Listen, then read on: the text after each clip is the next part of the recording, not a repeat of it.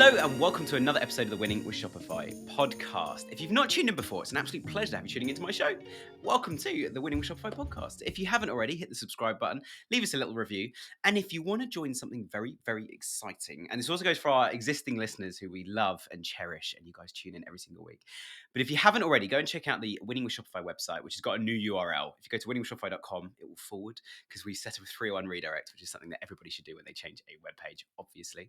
But go to wwspodcast.com and check out the Growth Hub. It's an amazing community, and we only launched it a few weeks ago, and we've got our first sort of 2 or 3 different groups of people that we've let in there so far. There is a waiting list. So go and join the waiting list, and we'll get you in there over the next few weeks. I've got a list here of some of the things we've been talking about, which is super exciting. I've been super involved in a lot of these conversations. So we're talking about SEO migrations, improving email open rates, Google SEO spam updates, best apps to use for wish lists on your website, apps that you couldn't live without. There's one of the best questions I think I've ever asked in a group. Had some amazing responses to that, and there are a few things that have come up every single time. And finally, the last one on my list that I thought was amazing was we asked people what is the best campaign that you've ever run, and it sparked loads of debates about the best thing people have ever done in terms of a marketing campaign to hook in new customers. So go and check out the community. It's obviously completely free. There are a couple of paid services and options in there if you want a bit more support, but go and check out the community. It's absolutely amazing. But as you can tell by the title, and it's just going to be me today, so if you get bored of my voice, you can speed up the speed of the podcast and, and listen to it at a faster rate. But I'm going to combine loads and loads of different bits of advice, things that guests have said over the years, but most specifically about drop shipping.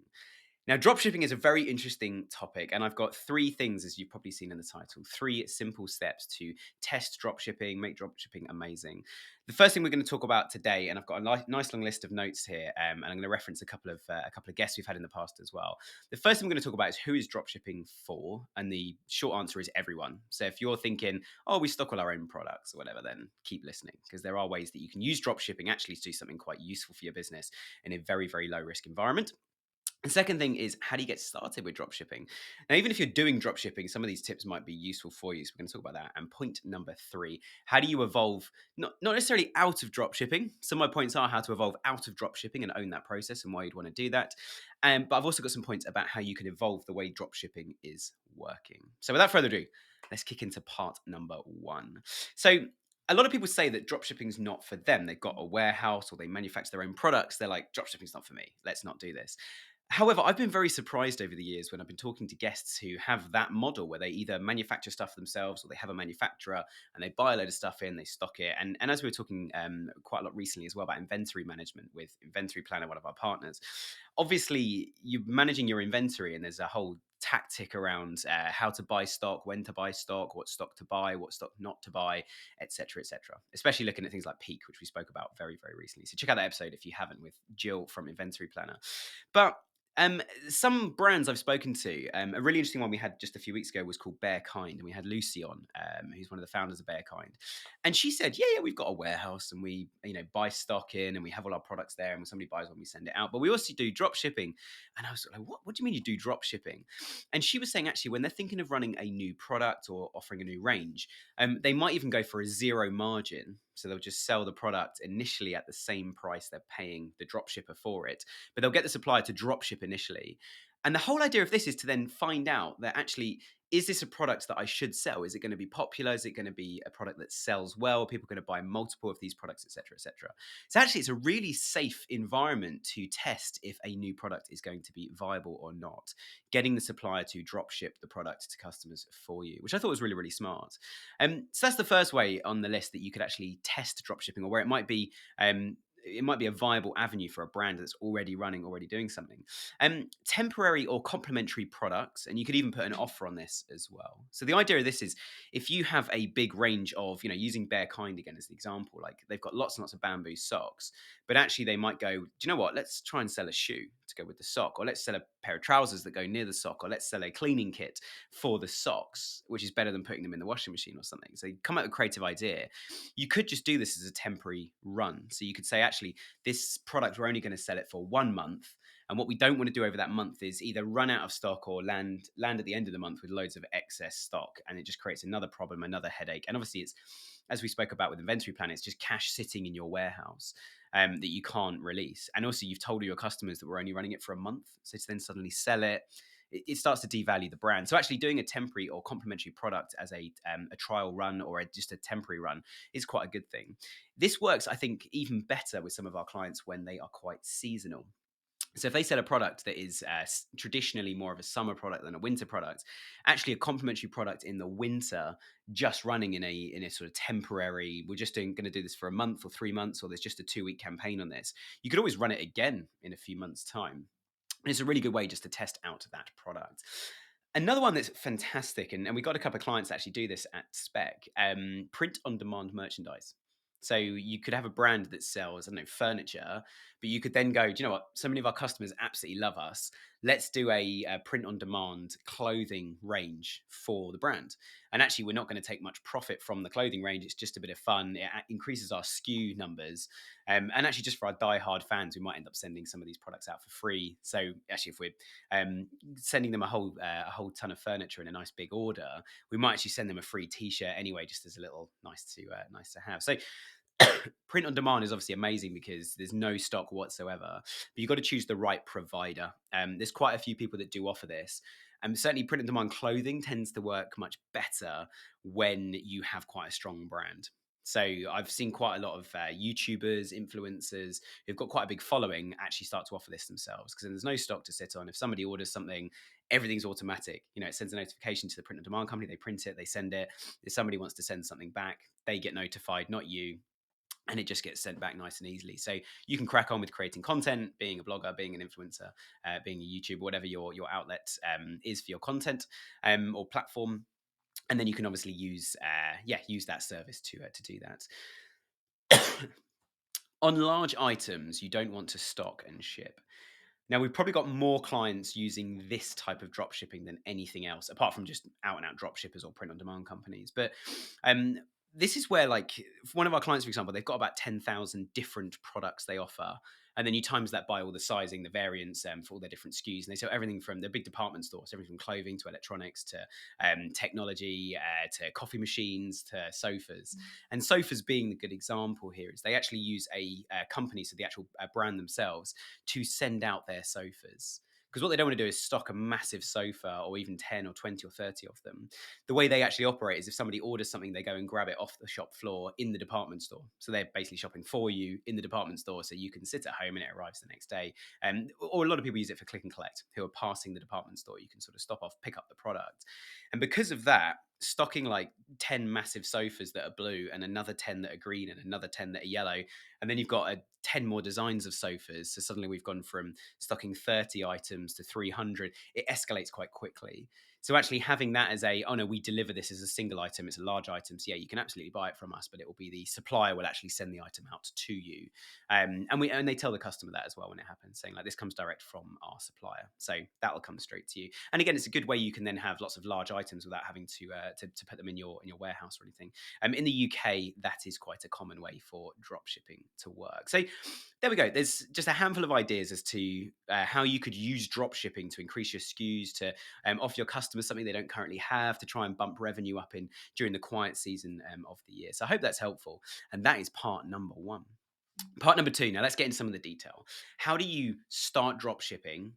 However, as I said at the start, these tips also do apply to someone that's already using drop shipping but wants to optimize and improve the way that they are drop shipping. So the first one is, if you're going to use a drop shipper, definitely test it to yourself. You would not believe the amount of brands we've had that go, yeah, we're going to offer this whole new range of products. We get all excited. We start making marketing campaigns, doing SEO work, and getting those products to start selling on the website. Everyone gets all very excited. And then the first 5 orders go out and they get 5 complaints. And then the next 5 orders go out and they get 5 more complaints. And oh my gosh, it's such a headache. But they've already invested in all this marketing activity, and it's already broken at this point. So what I'd suggest is definitely do a few test orders under dummy names, and obviously send them to different addresses. So the supplier doesn't even know you're testing. It's a bit like a mystery shopper. I would definitely order some items and definitely send some of them back as well. I mean, ideally send all of them back because you're just testing it. But if you send the items back, you can see what the returns policy as well is, and how quick that is, how fast they are to refund you as the brand compared to how quickly you are going to refund the customer. Because again, that is cash that you're going to be sitting there without. So if the supplier says you need to pay us as soon as the item is ordered, but it takes 30 days to get a refund from us if an item is returned, then that could be 30 days you're sitting on, depending on what your terms to the customers are. So be aware of all of that and definitely do a test order. We did talk to one drop shipping brand a few months ago, and I asked them this question, and they had said that, and this wasn't somebody on the show, it was a potential client at Spec we were talking to. But we were talking to them, and I said, "Have you ever done a test order?" And they were like, "We haven't actually." And I was like, "Well, you absolutely should and need to." So I would definitely recommend doing that, so you can see that whole end-to-end process. Because at the end of the day, you're the brand, you're the one that the customer is going to come back to and hold responsible for that. If it's a bad process, you are about to offer a bad process to a customer, a bad experience. So make sure that that experience is good. Second one, which I kind of said already, is send a return and find out how easy it was and what do you need to do manually yourself to make a return happen. Could you automate that process? If you do automate that process, is it a good process? Like the emails that the customer receives, how quickly they happen. What happens if your drop shipping supplier actually is going to reject a lot of the returns because they're damaged, not packaged properly, or they got some weird term that they only refund 50%? Imagine finding that out 6 weeks in when 20 or 30% of the products have been returned because they're bad quality. You could avoid all of this by testing it yourself and obviously speak to some of their other customers to see what they're doing. And we'll come back to other customers in a minute because that falls under the competitor banner. The next one is, can you customize your packaging with them?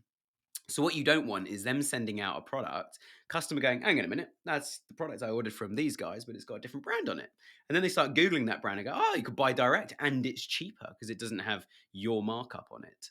That's a bad experience for the customer, which means you're never going to get a second order from customers because how quickly is it going to be until someone leaves you a review saying, yeah, I bought this product, it's great, but I found it on the manufacturer's website 30% off. So I feel like I've been completely robbed here. You do not want that to happen. And you can avoid that by doing a bit of research in the first place.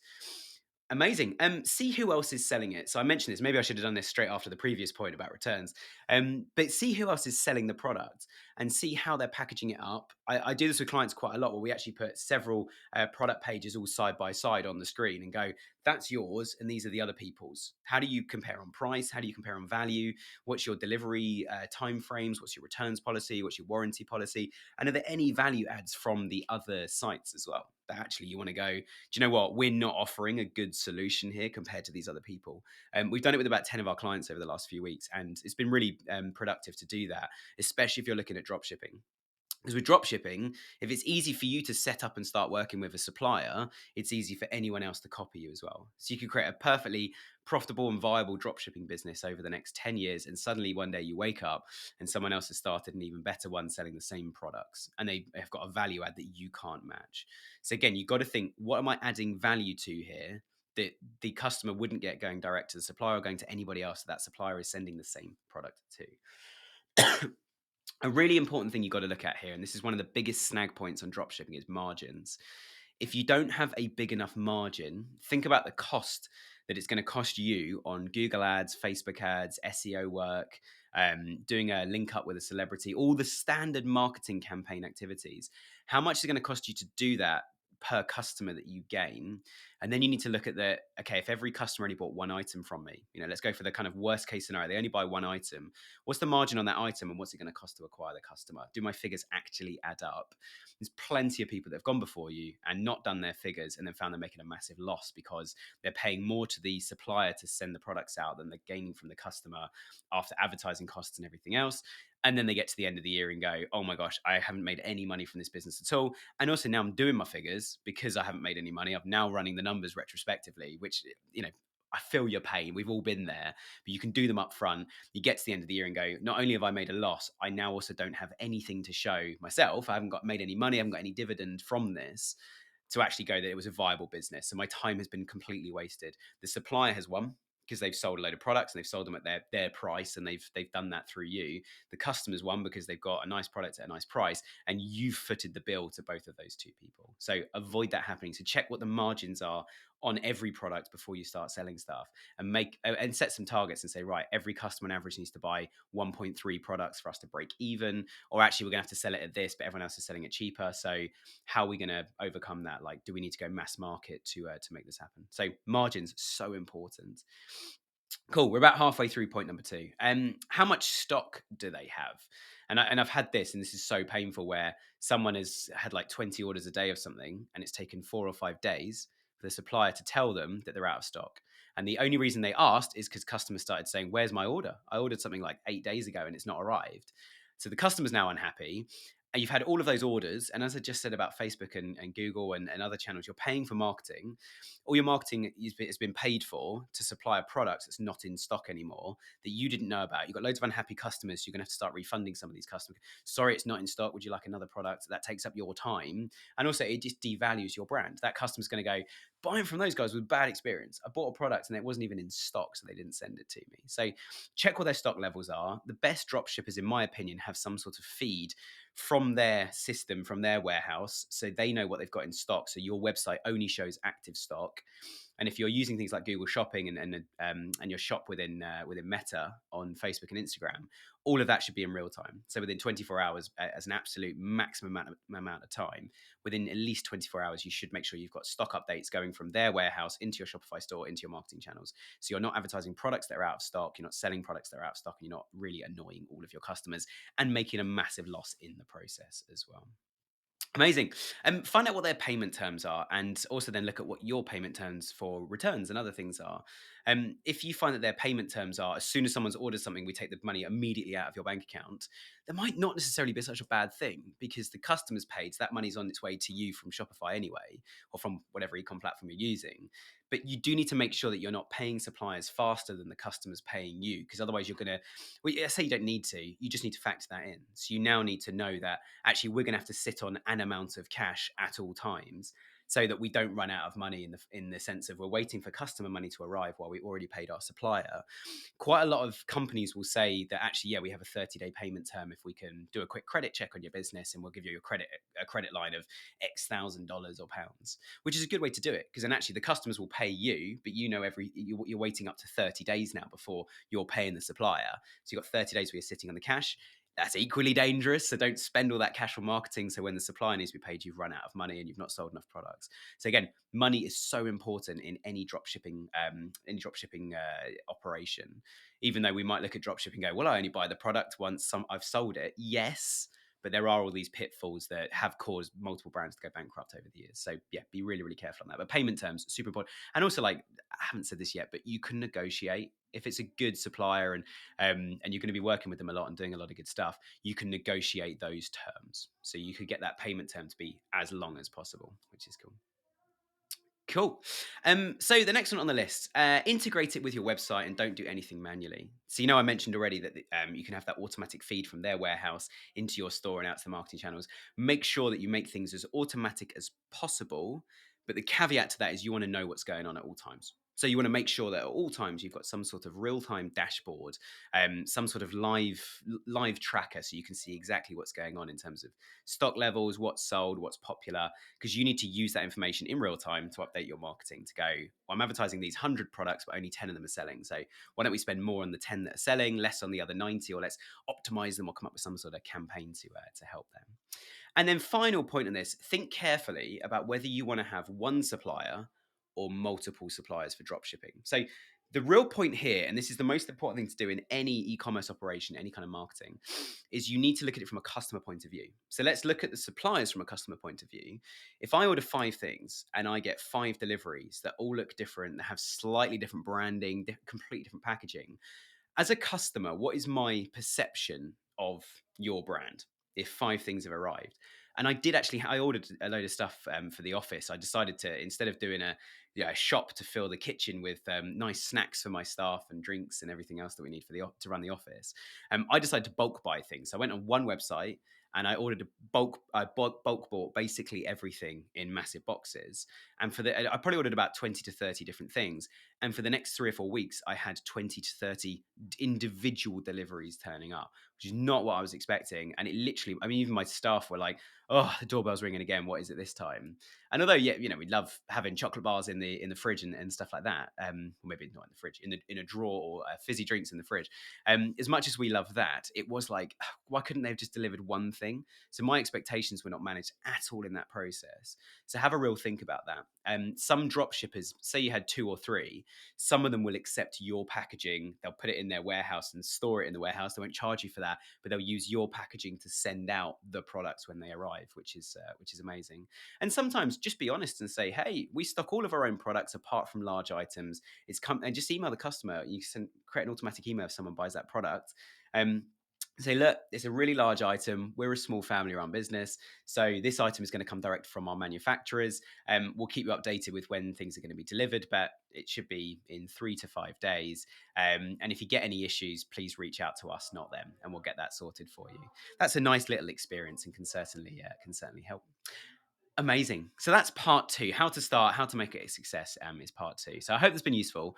If you've got any questions about anything I've read out in parts number one and number two, and obviously part number three as well, do reach out to us. Feel free to fill out any of the forms on our website and we will come back to you and answer your question and give you some insights into how you can make this more successful. And what I would also love is just a bit of a challenge, certainly on point number one and two, is if you're sitting there going, we would never drop ship our products, reach out to me. You can use hello@winningwithshopify.com. Reach out to me and say to me, this is my business and I don't think dropshipping would ever work. I'm not the biggest advocate of dropshipping in the world. I think it can work really well, hence all these caveats of how to make it work well. But reach out to me and I'd love to get my creative hat on and give you guys some ideas. So I hope it's been useful, points one and two. Let's talk about, okay, you're already doing dropshipping. And point number three, how do you evolve and optimize this process? How do you almost like evolve out of dropshipping or evolve your dropshipping to the next level? So the first thing that's really, really important here is if something sells, why not talk to your supplier and say, do you know what, could we stock a small amount of this product ourselves? Because then actually we can control sending this product out. Or there's always that 80-20 rule. 20% of my products make up 80% of my profit, and 80% of my products make up 20% of my profit. So again, caveat of multiple orders going out to each customer. If you find actually 20% of your products, they're pretty much the only ones that people actually buy, but we want to keep all products on the site just because it makes it look bigger, and the power of choice of, here are some not as good products, but you want this in the 20% range. Well, actually, you might go, let's stock the 20% now and use the dropshipper for the other 80%. And going back to my very first point about dropshipping is not for me, some brands do this where they have their range, but then they massively increase it or increase their SKU numbers to see, is that going to improve profit? And if it is, then actually, yeah, we'll start stocking the stuff that is selling. I did meet a brand that they had a rule of three. As soon as three people have bought a product, and I think it was in 3 months as well, because it fits the rule of three. If three of this product have sold in a 3 month period, we will now buy five of them and have them stocked in our own warehouse. And that's how they decide what to stock. And they also said there is a line in the sand, there is a date in the diary, and I think it was like a year. After that year, we will not drop ship at all. We will, unless it's like a temporary thing or a specific promotion. But after that year, we will just stock our own products. We're going to use this year to learn what people want to buy, and that's quite a smart way of doing it. So, as I say, if something sells really, really well, you want to have that in your warehouse, because then you also know how much stock you've got. You know what the turnaround time is to get stock from the supplier, which actually means you can then start to control the supply chain a little bit more. So if they then say, "Oh, we're not actually going to manufacture or have this product anymore," you can go, right, well, I've got 200 left. They're going to run out, and I can predict when they're going to run out based on the current sale volumes. So maybe we're going to whack the price up and just make as much profit on this as we can. And you can say, like, this is an end of line product. We're not going to have it anymore. And it buys you a bit of time, makes you a bit more profit to find a replacement product for that. So if something sells well, stock it yourself.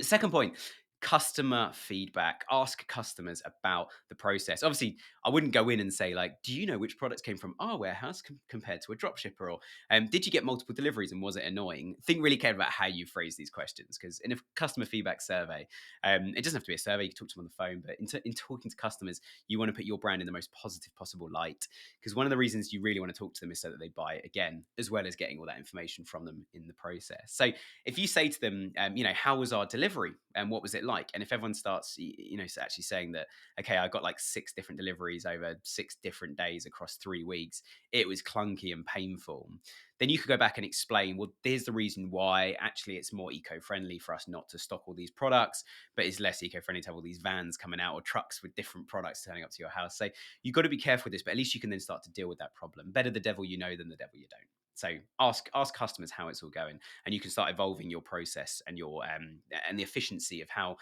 somebody goes from add to cart purchase to then the product arriving at their front door. Cool. So the third point on this, could you eventually manufacture these products yourself? So again, once you've got some traction with the dropshipper, you could say to them, hey, do you guys manufacture this stuff yourself? Like, could we actually just buy a load and stock it ourselves? And then long term factor in, like, all right, if we can make $100,000 of profit over the next year and put that profit to one side, we can afford to buy a machine and employ someone to actually manufacture these products ourselves. And obviously, we're now increasing our margins. You might actually decide from an operational point of view, it's always going to be cheaper to buy this product from a supplier, which then means not today's episode. You want to go into all the normal episodes where we're not talking about drop shipping and go, how do I control my supply chains and have a bit of security that if they went bankrupt or stopped making this product or the quality suddenly dropped, I've got another supplier that can just kick in and take over, et cetera, et cetera. But I think in terms of evolving out of drop shipping, the more of the operation that you can control, the more control you have, the more secure you are, and actually the more you can evolve your products to make them better. So you're not reliant on somebody else coming up with the ideas of these. This is the product range we've got. Which ones do you want to sell? And we'll drop ship them. You're much more in control of actually owning that business. If you plan to sell your store one day, you really want to own that supply chain as much as possible, whether it's manufacturing yourself or having multiple suppliers that can all manufacture at the same level, the same thing for you. Amazing.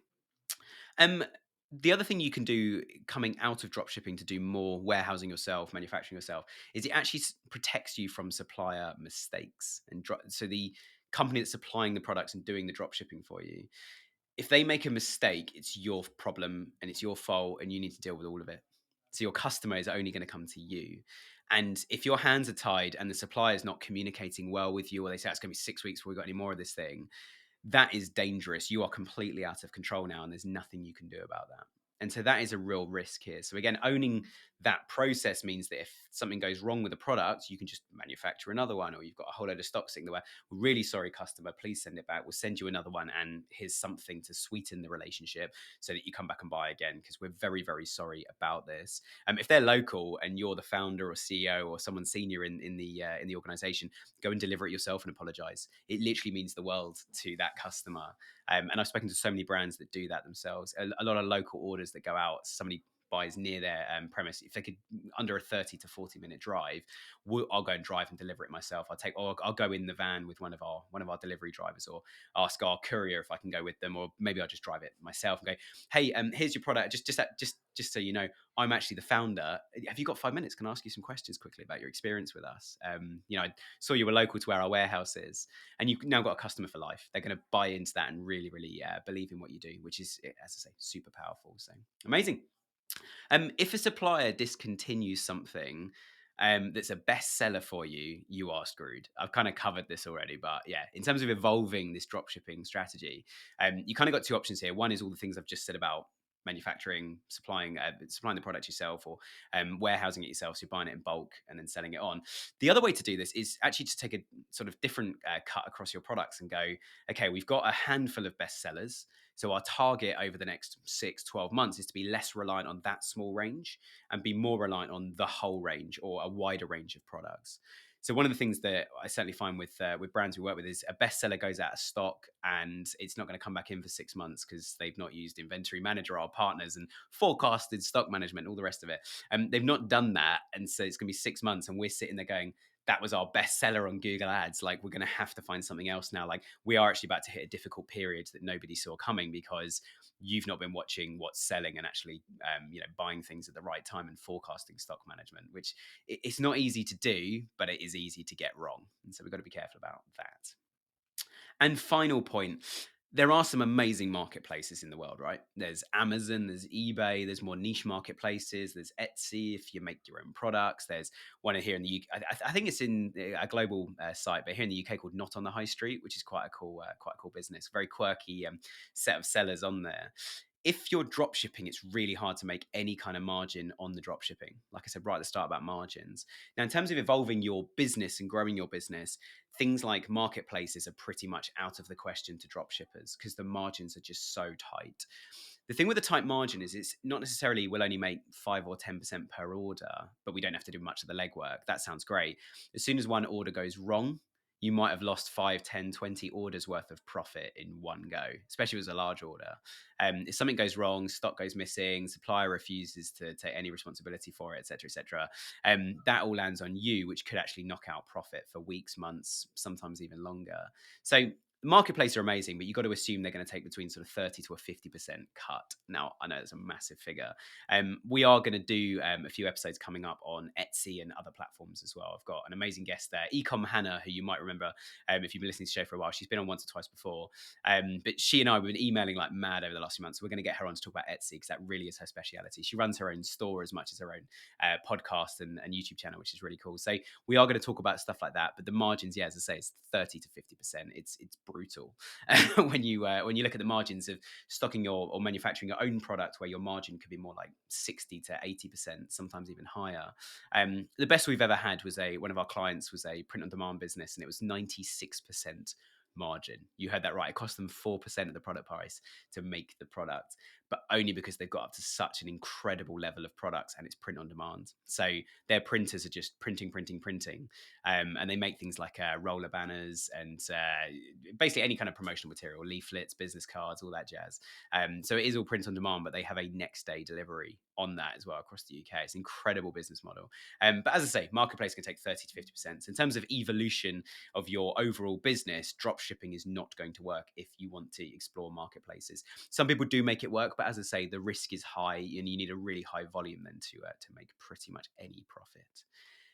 Right, guys, I hope that was useful. I tried to collate as much as I can here on dropshipping. And as I say, I've worked with a lot of dropshippers over the years. We've got clients currently that use it. So if you think it's not for you and you can't see a way to use it, challenge accepted. Send me an email, hello@winningwithshopify.com, and I will try and work out a way that you could test dropshipping or find a way it could work for your business. It's not me saying that everyone has to do it and that it's the best thing ever.